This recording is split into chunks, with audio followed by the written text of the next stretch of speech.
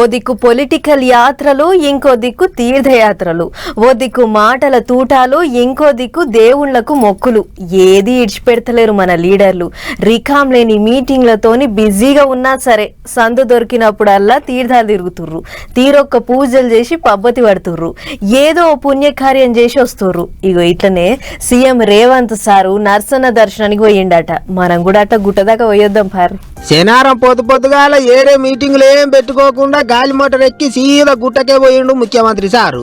అయితే సార్ ఎక్కడికి పోయినా ముందుగానే గాలి మోటార్ దిగే జాగాలో పూల చేనులు ఆ ఓటి పట్టుకొని ఘనంగా అరుచుకునేటోళ్ళ ఆఫీసర్లు. కానీ ఈసారి మాత్రం అంత కాడు పడ్డట్టే అయింది. తొలుత సీఎం సారు గుట్ట కింద ఉన్న హెలిప్యాడ్ కాడ దిగుతాడని చెప్పేటాలకు ఆఫీసర్లు అంతా అక్కడిని ఎదురు చూసుకుంటే నిలబడ్డారట. కానీ మళ్ళీ ఏమైందో సారు గుట్ట మీద ఉన్న హెలిప్యాడ్ కాడ దిగిండు. అందుకే పెద్ద సార్ గాలి మోటార్ దిగంగానే అక్కడ ఎవ్వరు కనిపించలేదు. ఇక సారే నడుచుకుంటా పూజ కార్యం ఎక్కడున్నదో అక్కడికి పోయిండు. అటు సీఎం సార్ ఇంకో కాడ గాలి మోటార్ దిగిండని తెలవంగానే ఆఫీసర్లు లీడర్లు అంతా 10 నిమిషాలలో ఉరుకులు పరుగులు పెట్టుకుంటూ అక్కడికి చేరుకున్నారు.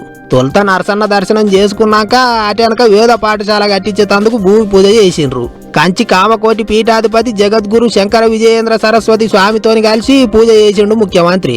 ఇక ఒక్క వేద పాఠశాలనే కాదు, నిత్య కళ్యాణ మండపం, మెట్ల మార్గంలో పైకప్పు, ఇట్లా దగ్గర 100 కోట్లతోని పనులు చేయిస్తాండ్రు. యాదగిరిగుట్ట నరసన్న సన్నిధిని ఇంగింత ఎలుగులో చేస్తాండ్రు.